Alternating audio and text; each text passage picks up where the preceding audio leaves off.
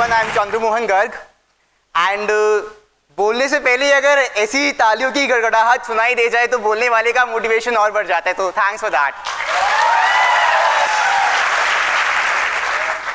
Last year I got 617 rank and this year I got rank 25। अगर अब मैं बात करना शुरू करूं तो सबसे पहली चीज जो मैं बोलना चाहता हूं या डिस्कस करना चाहता हूं वो ये है कि इंडियन सिविल सर्विसेज ऐसा क्या स्पेशल है इसमें दैट जो रिस्पेक्ट, रिकॉग्निशन, ऑनर इसके साथ एसोसिएट किया जाता है। इंडिया में, इस देश में भारतीय प्रशासनिक सेवा को इतना महत्व इसलिए दिया जाता है क्योंकि जो रिस्पॉन्सिबिलिटी इसके साथ एसोसिएटेड है वो किसी चीज के साथ और नहीं होगी। अगर आप एक कंपनी के सीईओ को भी लोगे, कितने करोड़ का बजट एक मिड लेवल सीईओ हैंडल करता होगा? 100 करोड़, 200 करोड़, 500 करोड़। कितने लोगों से डील करता होगा? 500, 1000, 2000। एक नौजवान, 25 से 30 साल का नौजवान जो एक आईएएस की पद्धति हासिल करके एक जिले में होता है, वो पूरे जिले का फंड संभालता है जो कि कई 100 करोड़ या 1000 करोड़ का भी हो सकता है। और 1000-2000 नहीं, 1000-2000 नहीं, वो लाखों लोगों की जिम्मेदारी अपने दायित्व पे लेके चलता है। कुछ कुछ जिले तो ऐसे हैं जहां 50-50 लाख लोगों की आबादी है, जो कई देशों की आबादी भी नहीं होगी, छोटे छोटे देशों की।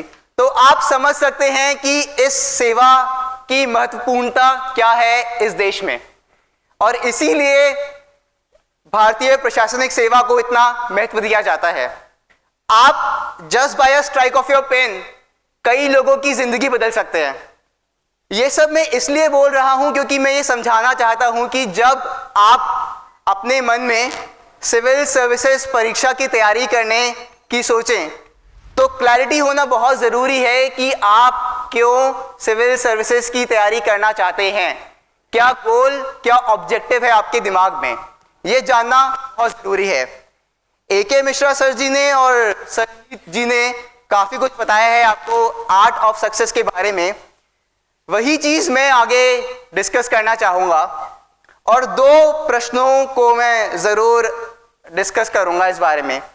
पहला प्रश्न जो मेरे दिमाग में आता था सबसे ज़्यादा वो यही था जब मैंने तैयारी शुरू की थी कि क्या मैं एक साधारण इंसान जिसका कोई बहुत बड़ा अचीवमेंट नहीं रहा है पूरे अपने एकेडमिक करियर में, क्या वो सिविल सर्विसेज परीक्षा को निकाल सकता है या नहीं। आई थिंक आप में से भी बहुत लोगों के मन में ये सवाल ज़रूर होगा। और दूसरा सवाल ये जो मुझे बहुत लगता था वो ये कि जो लोग सिविल सर्विसेज निकालते हैं ऐसा क्या अलग होता है उनमें, जो टॉपर्स होते हैं, या ऐसा क्या अलग करते हैं। तो इन 2 चीज़ों को मैं डिस्कस करना चाहूँ। प्रॉब्लम ये है कि 10 लाख लोग करीब इस परीक्षा के लिए फॉर्म भरते हैं और सीटें 1000 हैं और आईएएस बनने के लिए केवल 100 से 180 सीट हैं।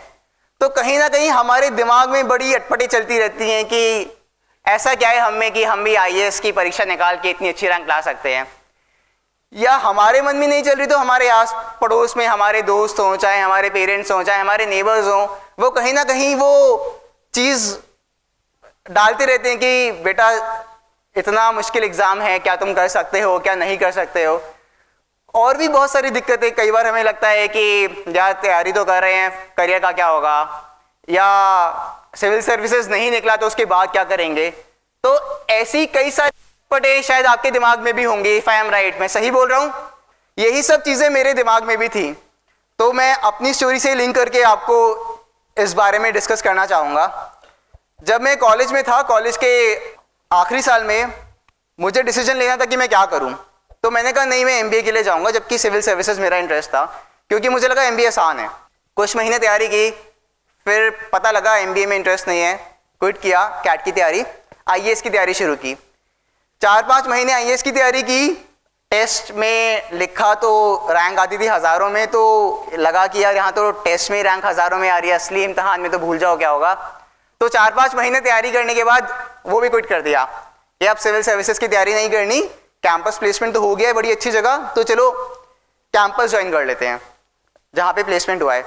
वहाँ कैंपस में मैंने जाकर के, जहाँ पे मेरे प्लेसमेंट हुआ वहाँ पे मैंने नौकरी करना शुरू किया। वहाँ पर भी मुझे अच्छा नहीं लग रहा था, तो मैंने सोचा कि एक स्टार्टअप करते हैं। स्टार्टअप शुरू किया, स्टार्टअप भी क्विट कर दिया क्योंकि लगा कि startup is not my area of interest, तो ये भी नहीं करना।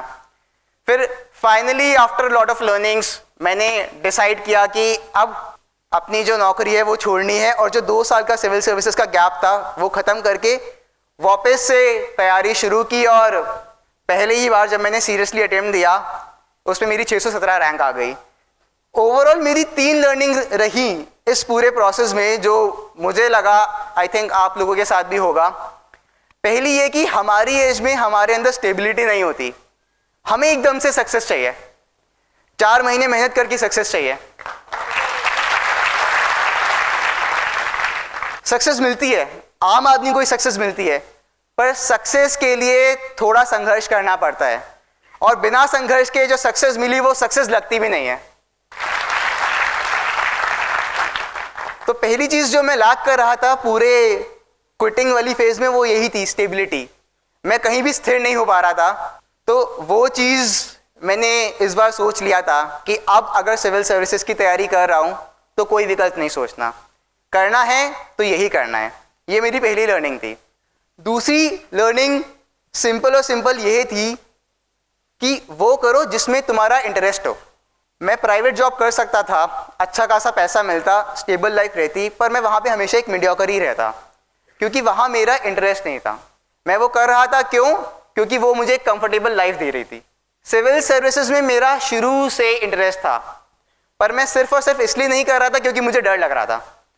तो इट इज़ वेरी इंपॉर्टेंट हम सबके लिए ये इंश्योर करना कि जो हमें इंटरेस्ट करती है उसी की तरफ आगे बढ़ना, क्योंकि वहां पे सफलता पाना मुश्किल नहीं होता। संघर्ष होगा पर आप उस संघर्ष में भी मजे करेंगे क्योंकि वो आपको पूरे टाइम एंग्रॉस रखेगा, आपको वो चीज पसंद होगी और इसलिए उसमें मेहनत करके सफलता पाना बहुत आसान हो जाता है। तो अपने इंटरेस्ट को फॉलो करना बहुत जरूरी है। और तीसरी चीज जो मुझे लगी वह ये कि हमेशा हमें डर के नहीं रहना चाहिए या अपनी काबिलियत पे डाउट नहीं करते रहना चाहिए। अभी हम अपनी जीवन की बहुत इनिशियल स्टेज पे ही हैं, 20 साल 25 साल की उम्र, इसमें हम रिस्क ले सकते हैं। तो अगर आपको कुछ करना है तो एट टाइम्स आपको एक कैलकुलेटेड रिस्क लेना ही पड़ता है। बड़ी चीज का बड़ा प्राइस होता है, सस्ते में नहीं मिलती है। तो एट टाइम्स आपको अपने अंदर की फीलिंग के साथ जाकर के एक रिस्क लेकर के तैयारी करनी ही पड़ती है, और जो इंसान ये करता है उसको किसी भी फेज में हो सफलता हासिल ही होती है। तो ये 3 चीजें थी जो मेरी लर्निंग रही मेरे एक्सपीरियंस से।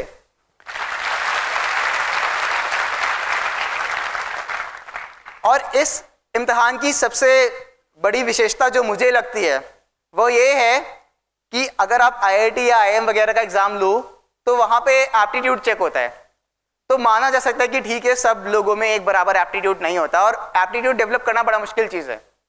तो इसलिए वहां पे हो सकता है कि हाँ कोई इंसान का IQ लेवल अच्छा है तो वो थोड़े फायदे में हो, पर यह इम्तिहान ऐसा है कि जो आपको हर चीज़ में चेक करता है। आप सोचते कैसे हो, आप बोलते कैसे हो, आप लिखते कैसे हो, आपका दिमाग कैसे काम करता है। तो बेसिकली ये ओवरऑल आपकी पर्सनैलिटी टेस्ट करता है और पर्सनैलिटी बनाई जाती है over a course of time. So that is the biggest advantage कि इरिस्पेक्टिव ऑफ किस बैकग्राउंड से आ रहे हो, आप थोड़ी ज्यादा मेहनत करके उन लोगों से आगे निकल सकते हो जो शायद आपको लगता है रेस में आपसे थोड़े आगे हो, but at the end check आपकी पर्सनैलिटी हो रही है ओवरऑल। और ये चीज in course of time of preparation आप आराम से अपने आप को ढाल करके कर सकते हो। तो ये चीजें जानना बहुत जरूरी है हमारे लिए। तो 2 चीजें मैंने यहाँ पे क्लियर कर दी कि कभी भी ये मत सोचो कि मैं नहीं कर सकता क्योंकि मेरे अंदर काबिलियत नहीं है या मेरी एबिलिटीज नहीं है। अगर आप में दृढ़ विश्वास है, आप पूरे फोकस होकर के तैयारी करोगे तो ऐसी कोई चीज नहीं है जो आप नहीं कर सको। सिविल सर्विसेज तो बहुत छोटी चीज है, लोगों ने बहुत बड़ी बड़ी चीजें की हुई हैं। सेकेंड चीज, जिस इंसान ने बहुत बड़ा अचीव किया है इसका ये मतलब नहीं कि उसके अंदर कोई असाधारण क्वालिटी है। It is common people who do uncommon things when they are focused towards their goals, and that is the same thing that you have to imbibe inside you. अब ज्ञान बहुत हो गया, अब खत्म करने का टाइम आ रहा है, तो I just speak on the civil services part. तो पहली चीज आपको ये बहुत सिंपली समझनी है कि सिविल सर्विसेज परीक्षा के अंदर 3 चीजें ओवरऑल टेस्ट होती हैं आपकी। पहली, आपकी नॉलेज, क्या ज्ञान है। ज्ञान का ये मतलब नहीं है कि आपको रिसर्च बनना है या साइंटिस्ट बनना है या उसके ऊपर रिसर्च कर डालनी है। ज्ञान का सिंपल मतलब ये है कि मान लो अगर मैं एक टॉपिक है इन्फ्लेशन ही सही, तो मैं क्या समझता हूं उससे, और मुझे ये समझने की जरूरत है कि क्यों महंगाई बढ़ती है, क्या फैक्टर्स है महंगाई बढ़ने के, और महंगाई बढ़ने के बाद क्या इंपैक्ट होता है उसका सोसाइटी पे। तो कॉमन सेंस यूज करके चीजों को कंसेप्चुअली समझना, developing knowledge is the first important thing that you have to focus. दूसरी चीज, चीजों का एनालिसिस, थिंकिंग। आप एक यूनिवर्सिटी एग्जाम के लिए तैयारी नहीं कर रहे हो, आप भारतीय प्रशासनिक सेवा की तैयारी कर रहे हो, और ये तैयारी भी एक कोर्स ऑफ प्रिपरेशन है आपको एक आईएएस अधिकारी बनाने के लिए। तो मान लो महंगाई की दिक्कत है, तो आपको सोचना पड़ेगा ढंग से, क्रिटिकल थिंकिंग एंड एनालिसिस, कि what are the factors leading to inflation, कैसे इन्फ्लेशन भारत की इकोनॉमी को इम्पैक्ट कर सकता है, कैसे देश विदेश के अंदर कोई भी बड़ी चीज हुई वो कैसे इन्फ्लेशन ला सकती है, कैसे अगर मान लो एग्रीकल्चर में प्रोडक्शन अच्छा नहीं हुआ कैसे वो इन्फ्लेशन को इम्पैक्ट कर सकता है। तो ये थिंकिंग एस्पेक्ट हुआ जिस पे काम करने की जरूरत होती है। और तीसरी चीज, आर्टिकुलेशन। कोई भी आपको इस बात पे जज नहीं करने वाला कि आपने 1.5 साल 2 साल 2.5 साल या 3 साल क्या किया। Eight the end of the day आपकी केवल कॉपी जाएगी उसके पास, और वो 150 या 200 वर्ड में आपने क्या एक्सप्रेस किया है उस पर आपको जज करेगा। तो ये कैपेबिलिटी अपने अंदर डेवलप करना जरूरी है। And same is with interview. जब मैं पिछली बार इंटरव्यू में गया था मुझे 151 नंबर दिए थे। इस बार जब मैं गया मुझसे एकदम से बड़े अजीबोगरीब सवाल पूछने शुरू हो गए। मैंने अपने ड्राफ्ट में कुछ लिखा हुआ था फॉर्म में कि मैंने मार्केटिंग स्ट्रैटेजी कंपटीशन में काम किया है, तो उन्होंने एकदम से पूछ लिया कि अच्छा बताओ अगर तुम किसी कंपनी में हायर किए गए हो तो क्या चीज़ें दिमाग में रखोगे मार्केटिंग स्ट्रैटेजी बनाते हुए। तो ये बड़ा प्रैक्टिकल सवाल था और मैं एकदम से वो हो गया कि क्या बोलूँ। पर इस बार मैं तैयार था, मैंने फोकस किया हुआ था चीज़ों के ऊपर, तो मैं आर्टिकुलेट ढंग से कर पाया। And it was a big factor कि मैं इस बार भी अच्छा स्कोर कर पाया। इंटरव्यू में मेरे 176 मार्क्स आए जो कि पिछली बार से काफ़ी बेटर थे। तो ये चीज़ें डेवलप करना बहुत ज़रूरी है। अब जब तैयारी की बात आई तो तैयारी में मैं 2 चीज़ें बोलूँगा। एक है how to mentally prepare yourself for this examination. Secondly what should be your actual course of preparation. Mental preparedness का मेरा सिंपल फोकस वही है जो मैंने अभी तक आपको समझाया। पहला, क्लैरिटी ऑफ गोल। लाइफ में कुछ भी करना हो या कुछ भी हासिल करना हो उससे पहले क्लियरली पता होना चाहिए कि ये क्यों करना है। इन्फैचुएशन एक चीज है, क्रेज एक चीज है, पर पैशन दूसरी चीज है। हम में से बहुत लोगों को आईएएस के लिए क्रेज होता है क्योंकि बड़ी झमकदार अच्छी लाइफ दिखती है इसकी, पर पैशन बहुत कम लोगों में होता है। जिन लोगों में पैशन होता है वही तैयारी कर पाते हैं ढंग से, क्योंकि बहुत ठोकरें लगती हैं, बहुत फेलियर्स आती हैं, बहुत चैलेंजेस आते हैं। उन सबको आप तभी डील कर सकते हो जब आप बहुत ज़्यादा मेंटली प्रिपेयर्ड हो। तो clarity of goal is very important thing. Second is interest. आप चाहते तो हो कि उस चोटी पे पहुंच जाओ पर आप चलना नहीं चाहते। You don't want to enjoy your journey but you want to reach your destination. वो कभी नहीं हो सकता जब तक आपको लगन नहीं आएगी, जब तक आपको इंटरेस्ट नहीं आएगा इस तैयारी में। It is very difficult to do well in this exam, क्योंकि ये एग्जाम आपकी पर्सनैलिटी को ढालता है और वो तभी होगी जब आप ढालने के प्रोसेस को एंजॉय करोगे। आप गेम कब सीखते हो? जब खेलने में मजा आता है।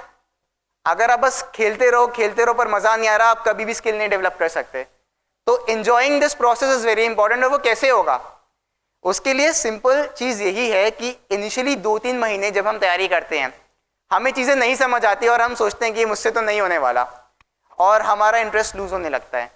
तो शुरू के 2-3 महीने हमें बड़ा पुश करना पड़ता है अपने आप को पढ़ने के लिए। एक बार जब चीजें समझ आने लगती है ना तो अपने आप चीजें क्लिक होती हैं और इंटरेस्ट सब्जेक्ट में खुद आने लगता है। तो इंटरेस्ट बहुत इंपॉर्टेंट चीज है। और तीसरा, एटीट्यूड। आप किस चीज के लिए क्या एटीट्यूड रखते हो ये बहुत मैटर करता है। बचपन में जब साइकिल चलानी सीखी थी तो मैं बहुत गिरा और मेरे घुटने हमेशा लाल ही रहते थे, बट आई वॉज क्लियर कि मुझे सीखनी है साइकिल, तो अब मैं गिरूं या जो भी हो but I have to learn it. Same is in life. हमें अगर कुछ बड़ा करना है, बिजनेस हो, चाहे स्टडीज हो, चाहे कोई कॉम्पिटिटिव एग्जाम हो, वहां पे हमेशा हमारे हिसाब से चीजें नहीं होंगी। फेलियर्स भी आएंगी, चैलेंजेस भी आएंगे, फ्रस्ट्रेशन भी होगी। पर अगर आपको तैयारी करनी है तो आपको क्लियर होना चाहिए कि ठीक है, मैं इन सब चीजों से डील करने के लिए रेडी हूं। आपका एटीट्यूड सही होना चाहिए और आप ऑप्टिमिस्टिक होने चाहिए, आशावादी। हाँ राइट, ठीक है, it is a stepping stone to success, मैं इससे सीखूंगा और आगे बढ़ूंगा। तो अगर ये सब चीजें आपके पास हैं, आप मेंटली प्रिपेयर्ड हो, तो it becomes very easy for you to prepare for this examination. अब बस यही चीज रह जाती है कि आप अपनी प्रिपरेशन को एक अवेयर तरीके से करो। आपको पता होना चाहिए कि how to approach the preparation of civil services examination. अब मैं प्रिपरेशन पूरी नहीं बोलूंगा, आई जस्ट टेल की 4-5 चीजें जो आपको दिमाग में रखनी है। मैंने पहले बोली कि नॉलेज, जो भी आप पढ़ो, you have to be very clear with your concepts. आगे नहीं बढ़ना जब तक कंसेप्ट क्लियर नहीं है, कोई फायदा नहीं होने वाला। दूसरा, कंसोलिडेट करते हुए चलना चीजों को। हम जब एक बड़ा कोर्स कवर करने की कोशिश कर रहे हैं तो ये बहुत जरूरी है कि छोटा छोटा हिस्सा में उसको कवर करें और जो पढ़े उसके नोट्स बनाते चलें, उसको पीरियोडिकली देखते चले कि चीजें सिस्टमैटिक चल रही हैं। तो कंसोलिडेट करना बड़ा जरूरी है। तीसरा, इवैल्यूएशन करना अपना। इवैल्यूएशन अब बिजनेस ही है, कोई भी चीज है, जब हम काम कर रहे होते हैं तो हम जानना चाहते हैं ना कि हम कैसा कर रहे हैं, पर पढ़ाई में हम कभी नहीं करते। जैसे ही टेस्ट का नाम आता है तो ऐसे हाथ पांव ठंडे आते हैं, हम सोचते हैं टेस्ट तो तब देंगे जब सब कुछ हो जाएगा। पीरियोडिकली आपको अपने आप को इवैल्यूएट करना बहुत जरूरी है कि आप सही जा रहे हैं या नहीं जा रहे, डायरेक्शन सही है या गलत है, बहुत जरूरी है। चौथा, रिवाइज करना। बहुत लोग ये करते हैं कि पढ़ा, 2 महीने तक कोई ध्यान ही नहीं दिया, भूल गए, फिर पढ़ा, फिर भूल गए। तो पीरियोडिकल रिवीजन बहुत जरूरी है। और last but the most important thing is consistency के साथ, पूरी मेहनत के साथ, एक डिसिप्लिन तरीके के साथ पढ़ाई करना। अगर आप वो करेंगे तो मेरे हिसाब से आपको इस कोर्स ऑफ प्रिपरेशन में कोई दिक्कत नहीं आनी चाहिए। Before I end my speech I would like to say one line जो मैंने पढ़ी थी, जो मुझे बहुत अच्छी लगी थी। यूं ही नहीं मिलती राही को मंजिल, एक जुनून सा जगाना पड़ता है। यूं ही नहीं मिलती राही को मंजिल, एक जुनून सा जगाना पड़ता है। पूछा किसी ने चिड़िया से कि कैसे बनाया ये आशियाना, पूछा किसी ने चिड़िया से कि कैसे बनाया ये आशियाना। वो बोली भरनी पड़ती है उड़ान बार बार, भरनी पड़ती है उड़ान बार बार, तिनका तिनका उठाना पड़ता है।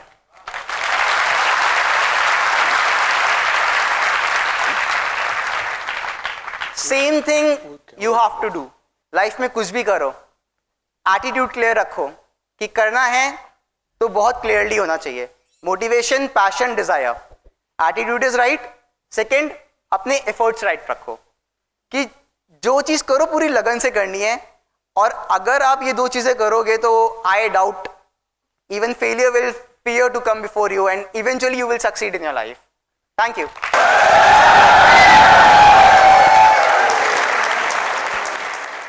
Don't forget to like, share and subscribe to our channel and press the bell icon to never miss an update.